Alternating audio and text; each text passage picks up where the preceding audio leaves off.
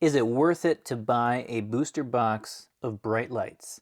That is what we're talking about today. I'm going to go through a couple of things. We're going to talk about the theme of the set, classes in it, quality, opening experience, gameplay, and of course, value, monetary value. And as we do that, we're going to think through whether or not it's worth buying a box of bright lights. And hopefully it's helpful for you. You're watching Master Set Madness. I am somebody who opens a lot of boxes. I open a lot of boxes, and I'm going to give you my honest opinion on this. So, no fluff, no whatever and around. We're going to give you what I think. Okay? And only what I think. Again, this is for Master Set Madness. I do open a lot of boxes. I'm actually trying to open a complete master set of not just this, but many Flesh and Blood sets. And we haven't quite gotten there on any of them. But hopefully this will be the one. Hopefully it'll be the one. But it's a nice looking set. And so we'll start right there. We're going to talk about the theme. Again, it's cool. This is very different. This is hopefully especially helpful if you're brand new, kind of in Flesh and Blood, you're looking into it. This is one of the new set out. Bright Lights, of course, is very different. This is the first set where everything is all the same theme. Everything is the same thing. Everything in here is Mechanologist, and that's actually our first dash IO. So nice to see that one come in.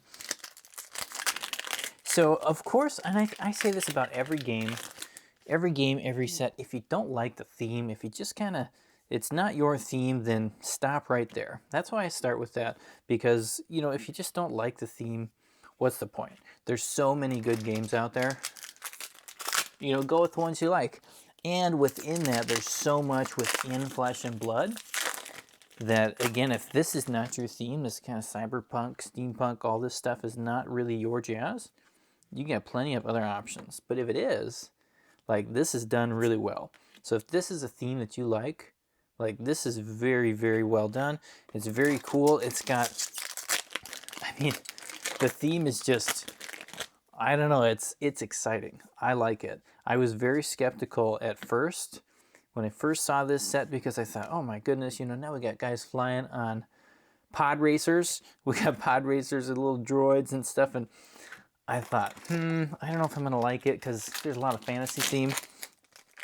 Well, it is basically fantasy theme pretty much everywhere else in Flesh and Blood. So this one kind of jumps out of there. We got boom grenades now, but I like it. I do like it. I like this whole mech Evo thing we got going on. It is cool. It is very cool. So if you like the class, if you like the theme of it, yeah, it's a good buy. If you don't, there's plenty of other options. Again, of course, there's an expansion slot which has some cards for different classes in it. But if you're really trying to get a card off of that slot, just go buy the singles for it. Here we go, our very first cold foil of the day, Evo Data Mine. Look at that. That's cool. You see what I mean? Like, that's cool. Even here, it's just a common cold foil. You're getting about one per box, a little bit less it seems like.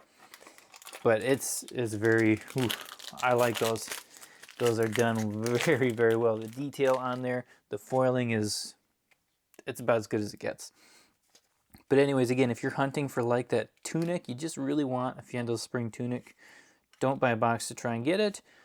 Don't even buy a case to try and get it. Just go get it, get the single. But if you're thinking, you know what, I want to play Mechanologist, and I'm going to have fun doing that, this is my theme, it's my jam, you know, then there you go, check mark, right direction, this is the right set for you. Get some of those Steel Street Hoons. Come on, that's kind of cool. That's cool. This so much detail in there. Cool details. Second Majestic of box one. We're going to do a whole case. So we're going to have a couple examples of what a box might look like if you get it. Anyways, that's kind of the basic stuff at the beginning. And I'm going to hop on over to quality. So, quality of the cards. You know, so there's two different print runs. That's the first thing to know. There's a Japanese print run and then a Belgium print run. And I'm opening up the Japanese one here. Oh, and we gotta just pause and look at this goodness. Warband of Bologna. There we go. That is our expansion slot hit. A legendary rainbow foil. And I mean, let's talk about the quality. There's many aspects of the quality, but just looking at the art, The art is done very, very well. The foiling is done very, very well in this game. Like, you do not... There are very, very few cards where you look at the foiling and you're like, man, that's a terrible foil. Like, it's done very, very well, especially here on legendaries, cold foils. They look really good. They look very, very good. Quality-wise, I would, you know, if you're looking for a comparison, in general, I think the foiling quality is much higher here in Flesh and Blood than it would be in Magic. Magic is kind of the only other game that I'm opening a fair amount of stuff at the moment. So that's the best one I can compare it to. Look at that cool Fabricate. There is our majestic rainbow foil, which is on the bottom left side of every box, which is a problem, but it's kind of what it is. You can think about that. Anyways, the foiling quality is really good. The card quality is, so this is, again, this is the Japanese print run. The card quality, it's pretty good. It's pretty good. It could be maybe a little bit thicker for my liking. And the foils, it's not as bad. The foiling helps give it a little bit more, you know, a little more attention. But of course, that's kind of a personal thing, how much you like it. They do feel, let's put it this way, they feel better than the modern Magic cards.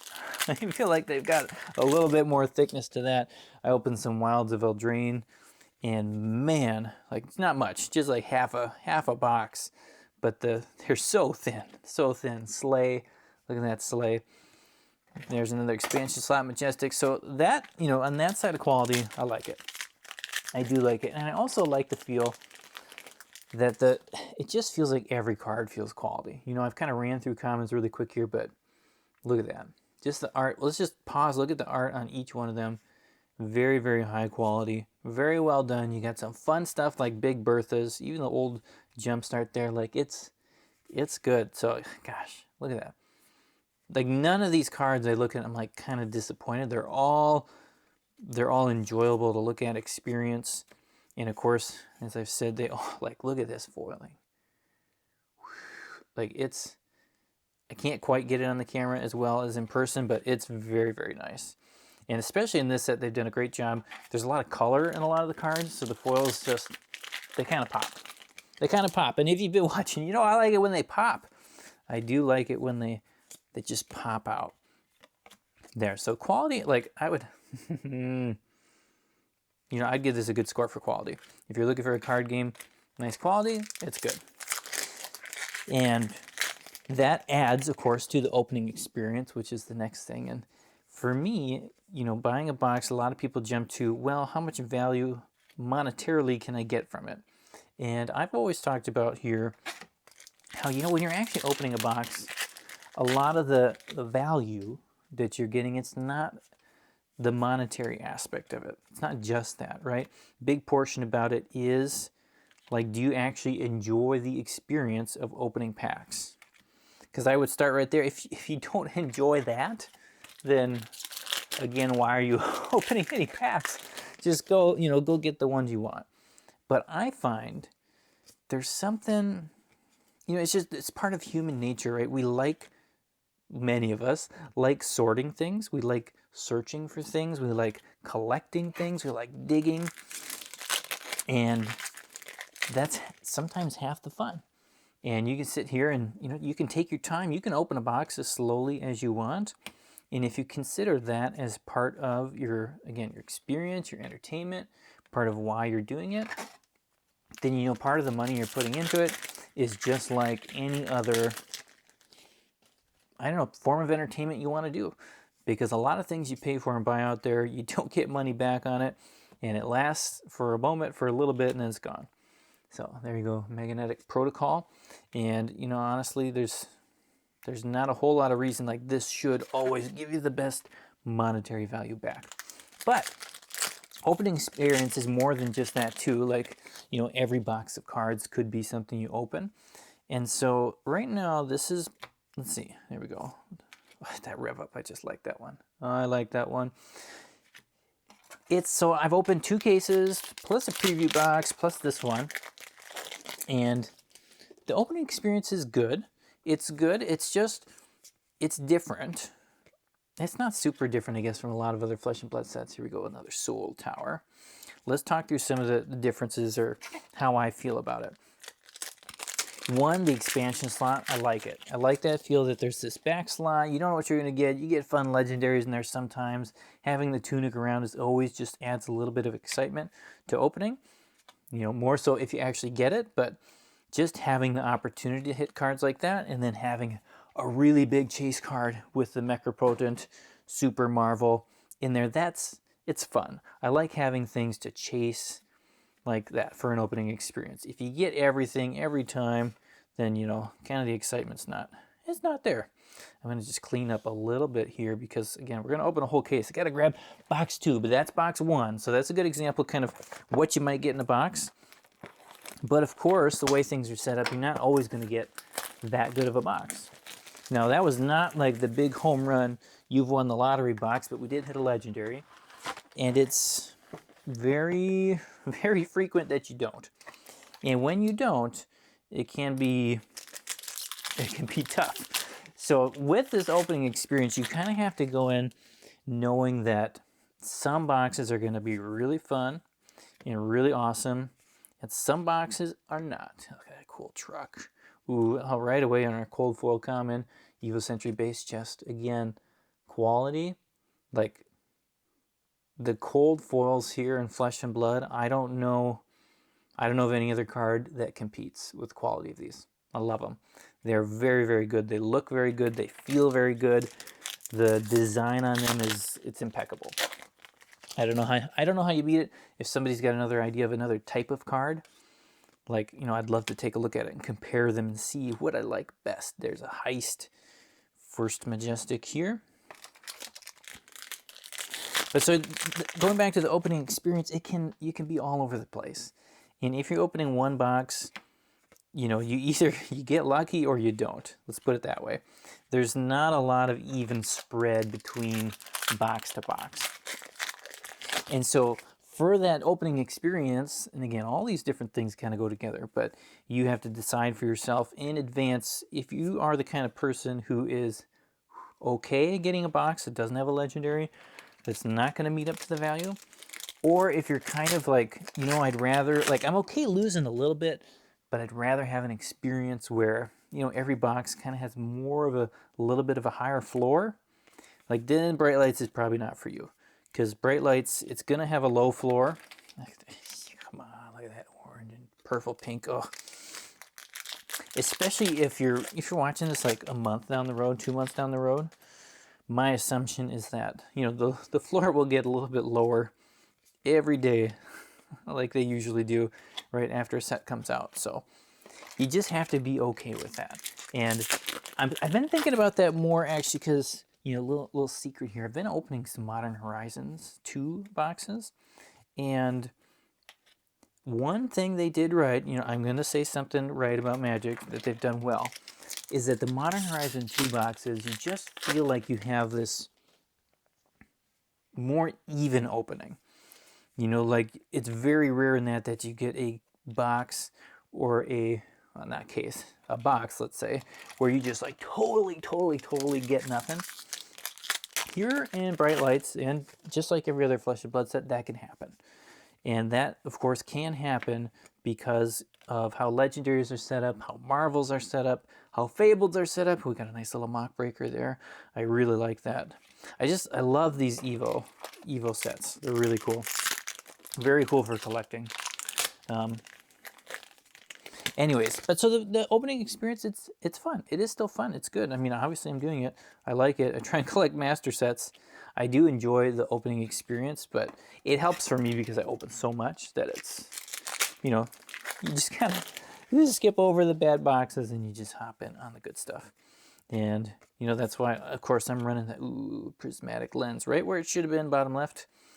That's why I run second chance box raids. Give people a chance, you know, hey, if you get the worst box out of a group, I'll give you a second one. So, like, that's a little reason why I've done that is because I know sometimes those really rough boxes, they just feel rough. You don't feel a razzle dazzle. But it's a good experience, especially if, going into the next point, if you're using it for gameplay, like you're actually going to just open a box and play with the box and play with the cards in the box, like that really makes the opening experience really good. I think it's really, really fun with Bright Lights. Very easy. There's so many ways you can do it with this. Again, because it's all mechanologist, it's a draftable set, it's a sealed set, it's got shuffle up and play where you can take 3 packs and play with it without even like looking at your deck, and you just go for it. Like, it works really well. So you can take 3 packs, your friend can take 3 packs, you both shuffle them up, you play, you have a good time. Then you can slow roll it, right? You can switch decks. Ooh, pause for a second for a dust from Chrome Caverns. There is our first expansion slot here of this box. Like, you guys, you play a game and then you just pass the decks across the table. You can play a game like that. Then you can do it again. You each open 3 more packs. Then you can just mix those 3 packs with the 3 packs you got the first time. And then you've got 6 packs to build the deck out of. There's so many. Like, you can slow roll it. You can have a ton of fun with one box. And again, talking a little bit about that monetary value. If you do that and you take your time doing that, like, no matter what you open, ooh, look at that Tectonic Rift foil. I don't know how many of these we're supposed to get per box expansion slot. It is not 1 in 15. No way. No way. I don't know. I guess we're not super far into opening yet, but it feels way, way easier than that. Anyways, yeah, like, you can spend $90 on a box. Cool firewall. And you can, if you want to, and I actually think this is sometimes the most fun way to play. Like, you could spend a whole week, just playing a couple games a day, and you can have fun with it. You can build it up till you get to the point where each of you got half a box. There's our maximum velocity. And then you're building, constructed decks out of it. It's fun. It's super fun. Now, one thing people, have been a little bit disappointed with is those adult heroes. The adult heroes, we got one in that first box. I'll show you here after this pack. We had that, what's her name? We had Dash. I'm going to have to clean this up too. But we had Dash in that first box. So normally you get a token in the back of each pack here, and it's got the hero. These are the young heroes, of course, where you're playing at, you're playing the shorter version of the game, smaller deck size. But otherwise, the card, it's the exact same card, right? And some people have been upset that you don't get the adult hero very often. Like, it's actually pretty rare that you get one. I think so far I've opened one of each. And so, if you open one box, I wouldn't say guaranteed, but let's put it this way. You're probably not going to get one. There's a good chance that you don't even get one of them. You're pretty much not going to get all 3. Let's put it that way. Twin Drive. It's got to be one of my favorite Majestics. So cool. And then the little harvester there. Boom. But you know what? You can play games. You don't need that adult hero to actually play the game. Just double the life on the card. Most of the time you're keeping track of your life somewhere else anyways. So just double it up, and then you just play. You can play the full constructed version of it. Yeah, it's not as cool having the actual hero, but, don't let that actually stop you from playing the game, or like think, I can't do it. Just play. Just play. I don't know, it's fine. And, really not competitive things going on at locals and whatnot. There's going to be somebody who can help you get one, or, I don't know. My mind's just like, just play, just have fun. Anyway, so that's kind of the gameplay experience. I think it's fun. I think it's good. Not everybody, of course, has been as super rah about kind of the sealed environment here for Bright Lights. And, some people have said, oh, it feels too, I don't know, slow or fatiguey. Like, you can kind of do the same strategy over and over and over again. That's the one that wins. But again, if you're doing the crack, shuffle up and play, you don't know even what's in your deck. You don't know that you can actually do any sort of certain type of strategy. So you kind of just got to go for it and go into it blind. That's fun. And I think, especially if you're going to open more packs, because you're, again, you're just making as much fun as you can out of your box. I think you can get around some of that stuff. And of course, everybody has their own opinion on what's the best thing and not the best thing. And, again, if you're sitting around the table at home too, you're probably not trying to win that extra 3 packs, extra pack, whatever it is you're going to win at your pre-release. It's more fun to see the cards and be like, what's the wildest thing I can do, right? So I think you can have a great experience.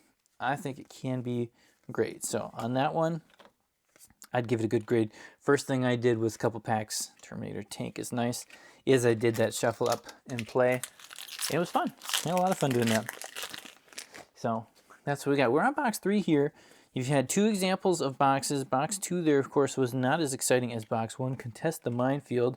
We did not have that legendary show up in box 2, and that can happen. That can happen a lot, and that's where it all comes at the head for a lot of people, is talking about value. How much do you get back from the box that you buy? Monetary value, let's say, because value, again, is all these things put together. But monetary value, let's just be honest, it's just like any other card game. You're probably not going to get it back in most boxes, though there are and will be plenty of boxes where you do.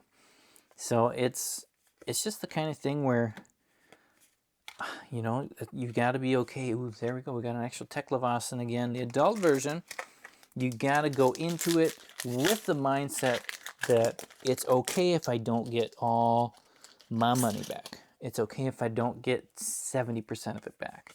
Like, you just have to be okay going with that. You're just going to dive in through your box. You're going to wax off there. We got a foil. Look at that. It's actually the second foil of that one that I've seen opened here, that I've opened here on the channel. So, yeah, the money stuff is just, you just kind of got to be okay with it. And at the same time, like, sometimes you're going to hit big. And those boxes are super fun. They're super fun when they happen. They're not going to happen super often. It seems like, again, I haven't opened too much, but it seems like the Marvels are not very easy to hit. So, and those are kind of a big money driver within the sets. And the Tunic, of course, is going to be your legendary. That's going to be the kind of the big hit most of the time. Most class-specific legendaries, they're just not going to be able to hold up that value. Though some will. You know, when a character gets up to the top and they start rocking at the top, ooh, it's a base head. I was so excited. We had another cold foil there. I thought we were going to get something really crazy, but ooh, that's cool. I do like it. I do like it. We're going to open, you know, next video, I'm going to open a lot of boxes. We're going to find lots of good stuff. So if you're not sure after watching this one, I still don't know if I want a box, wait till you see the next one. You're going to see, you'll see a lot of examples. A lot of examples. And, you know, oh gosh, there's my favorite foil. I got it, Twin Drive. Yeah, whoa. Very, like, oh, collectability, look, style right there. That says it all. That card says it all. Boom. Give me them all. Gotta catch them all, those. Gotta catch them all. But like I was talking about with was it Modern Horizons 2 I was comparing it to earlier? Like, so Bright Lights here, just like most Flesh and Blood sets, there are some middle boxes, some middle cases, but more often than not, it's you either do really well or you do really bad, right? Feast or famine is how I usually describe it. So you just got to be okay with that value-wise. And, you know, if you buy enough, you're probably going to get some on both ends, but it's, you know, sometimes I'll open 8 boxes in a row, and it's like, oh my goodness, nothing. And then the next case will have everything in it, just everything in it. So it's all over the place. So if you are looking to buy a box, don't get too worked up about whatever the person who bought a different box in that case got, because it just doesn't really matter. Like, it just doesn't really matter with how they've sorted things, like the variance that they have. The variance is all over the place. So, you know, I've done cases with 3, 4, maybe even 5 legendaries in it. We've done lots of cases with 0 in them. And then I've seen cases with double fableds. I've seen many cases with 0 fableds. You know, it's just, you can just get it all. And sometimes it's not even within a case, it's within a box. Sometimes a whole box is full up of stuff. And because, again, all these are super high rarities, they're hard to get, it just makes the variance, again, all over the place. So just keep that in mind with value. keep that in mind with value. And of course, if you want more details on specific values of some older sets, you can always check out my trackers. I got them from my patrons. I do have a tracker for bright lights, which I got to do some more work on it because, oh man, I'm busy cracking packs here. I got to load some stuff up on there, but you get to see what I break in every single box. Not every single box, sorry, every single case. So I do it by case. And then you can see kind of the value of it. You can see the breakdown down to Majestics, like specifically what single Majestic did I get in there, how many of them were foil, etc., all the way up to the Fabled. And then I break down the price, give you average box prices on what I've actually opened. So not just kind of the theoretical, this is what you could get overall, but what I've actually opened, average box price, average case price, and then you get to see over time too how the price changes. This is the last pack of box 3. Boom, we're gonna rock through here on box number 4 because we need one more example. That was a cool box. I love that twin drive. That is a hit I do thoroughly enjoy. I will never be disappointed to see a foil twin drive. But value-wise, that is not a box of, essentially any box that you do not hit a legendary or higher card in it. There are rare exceptions. There are very rare exceptions. You could get multiple Codex of Frailties in Outsiders, multiple Warmongers or something in a box. Beyond those, like if you don't hit anything above a Majestic, like your box is not a winning in the value box. So let's just keep that in mind. Wax off here. The last box though here, let's just have some fun. Let's have some fun, see what we get. We're gonna dig through it kind of quick here. And ooh, look at that, 2 packs in a row. Don't worry. Don't worry. Oh man. It just feels, I almost feel like commons. Almost feel like commons. Evo Facebreaker, look at this. Here's where again, just the 3 packs, 3 Majestics. I don't know how we're mixing things up and shuffling things up in the factory, but it is really all over the place. All over the place. Though I haven't seen, you know, like a 20 Majestic box or anything like that. They still aren't doing that. And I don't know how they did it, how they managed to just get the rainbow foils all in the same spot for Majestics within the box. Here in the Japanese print, it's all on the bottom left. And, you know, I don't know how they managed to do that with the way that everything else within the box feels completely random. And that one little piece just got missed somehow. So I don't know what they did, but at least you're getting one per box. Oh, hey, there's something. There is our cold foil. Let's check it out. What are we gonna get? What are we gonna get this time? Is it a common? It is another common, and it's the common we already got. Oh, sad. You look so cool, but you're not different. But at least we got one per box this time. Last opening we did, we had a couple boxes that didn't have any. So I'm not gonna complain about that. Not gonna complain about that. Okay, I'll recharge there. Again, the foiling is just so, it's so good. The quality is very, very good. If you don't believe me from watching this razzle dazzle, just grab some. Grab a couple packs, check it out. I like it. I do like it. Quality, I guess I didn't talk about the quality of everything. Like, at least in the Japanese print, like the actual quality of the box itself is kind of a little lackluster. It'd be a little firmer, a little thicker from my perspective. The packs, of course, when you get the paper packs, they just feel really good. These plastic ones are, you know, they're just like anything else. Fabricate. Second Fabricate foil of the case. Second Fabricate foil of the case. I have also heard of some duplicate boxes, which I should check here because we got the same cold foil, we got the same Majestic foil, and I can't remember. Let's see. No, the other ones were not the same. So the other Majestics were not the same in that first box. Getting a little nervous here. Sometimes it's really weird when you get 2 duplicate boxes. That's a weird thing. That should not be happening.